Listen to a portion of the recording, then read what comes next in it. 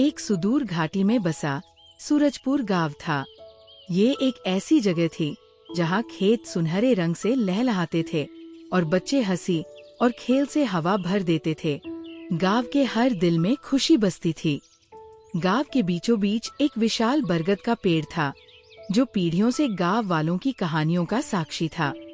गांव के प्यारे बच्चों में से दो थे, रवि और रिया। रवि, जो 8 साल का था, एक जिज्ञासु लड़का था जिसकी आंखें हमेशा नई खोजों के लिए उत्सुक रहती थी। रिया, जो 7 साल की थी, एक दयालु लड़की थी जिसका दिल किसी भी जरूरतमंद के लिए धड़कता था। वे हमेशा साथ खेलते, हंसते और अपने छोटे से गांव की गलियों में रोमांचक कारनामे करते थे। एक दिन जब रवि और रिया बरगद के पेड़ के नीचे खेल रहे थे, उन्होंने एक पुरानी किताब पाई।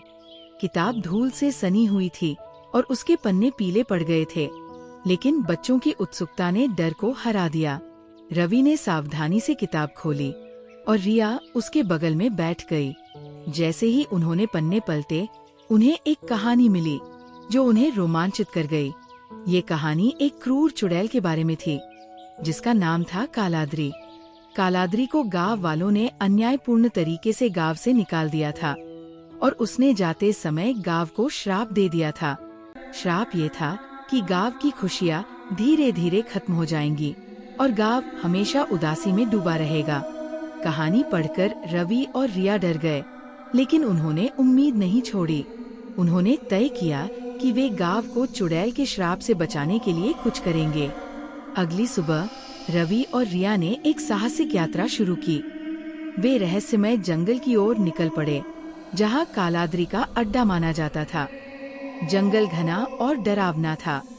पेड़ों की शाखाएं अजीब आकार में मुड़ी हुई थी और हवा में एक अजीब सी सरसराहट थी। जैसे ही वे जंगल में गहरे उतरे, उन्होंने अजीब आवाजें सुनी। कभी किसी जानवर की गुर्राहट, तो कभी किसी पक्षी की चीख। लेकिन रवि और रिया डरे नहीं।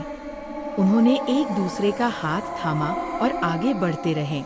चलते चलते उन्हें एक बूढ़ी औरत मिली। बूढ़ी औरत कमजोर और बीमार लग रही थी। रवि और रिया को उस पर दया आई। उन्होंने उसे अपना खाना दिया और पानी पिलाया। बूढ़ी औरत उनकी दयालुता से बहुत खुश हुई और उसने उन्हें एक जादुई ताबीज दिया। उसने कहा कि ये ताबीज उन्हें चुड़ैल के श्राप से बचाएगा। ताबीज लेकर रवि और रिया ने बूढ़ी औरत को धन्यवाद दिया और आगे बढ़े। वे जानते थे कि उन्हें जल्द ही कालाद्री का सामना करना पड़ेगा। आखिरकार रवि और रिया चुड़ैल के अड्डे पर पहुंच गए।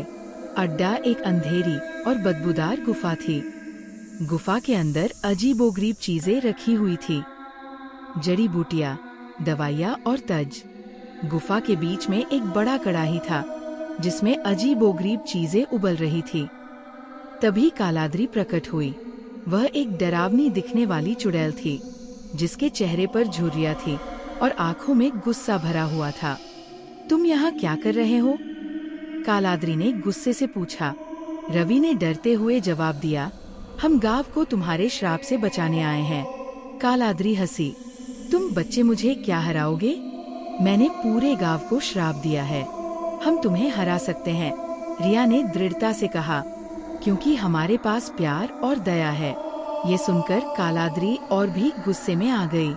उसने रवि और रिया पर जादू करने की कोशिश की, लेकिन जादुई ताबीज ने उन्हें बचा लिया। रवि और रिया ने मिलकर कालाद्री से लड़ने का फैसला किया। रवि ने अपनी बुद्धि का इस्तेमाल किया और रिया ने अपनी दया का। रवि ने कालाद्री को उसकी कहानी याद दिलाई। उसने उसे बताया कि गांव वालों ने उसे अन्यायपूर्ण तरीके से निकाला था, लेकिन वे अब पछता रहे हैं। उसने उसे बताया कि गांव वाले उसे माफ करने के लिए तैयार हैं। रिया ने कालाद्री से कहा कि वह उसे प्यार करती है। उसने कहा कि वो जानती है कि कालाद्री अंदर से दुखी है और वह उसे खुश करने के लिए कुछ भी करेगी। रवि और रिया की बातों का कालाद्री पर गहरा असर हुआ। उसने महसूस किया कि उसने गलती की है। उसने गांव को श्राप देकर कुछ भी हासिल नहीं किया। उसने सिर्फ दुख और पीड़ा फैलाई। कालाद्री ने रवि और रिया से माफी मांगी। उसने कहा कि वह गांव को श्राप से मुक्त कर देगी। कालाद्रि ने एक जादू किया और गांव का श्राप टूट गया। गांव में खुशियां वापस लौट आईं। खेत फिर से लहलहाने लगे और बच्चे फिर से हंसी और खेल से हवा भरने लगे। रवि और रिया गांव में हीरो बन गए। उन्होंने साबित कर दिया था कि प्यार और दया किसी भी चीज को हरा सकते हैं। कालाद्रि भी बदल गई। वह गांव में वापस आ गई और गांव वालों के साथ रहने लगी। उसने गांव वालों की मदद की और बदले में गांव वालों ने उसे प्यार दिया।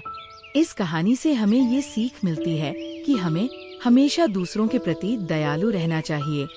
हमें कभी भी किसी को शाप नहीं देना चाहिए और हमेशा माफ करने के लिए तैयार रहना चाहिए। प्यार और दया ही दुनिया को बदल सकते हैं।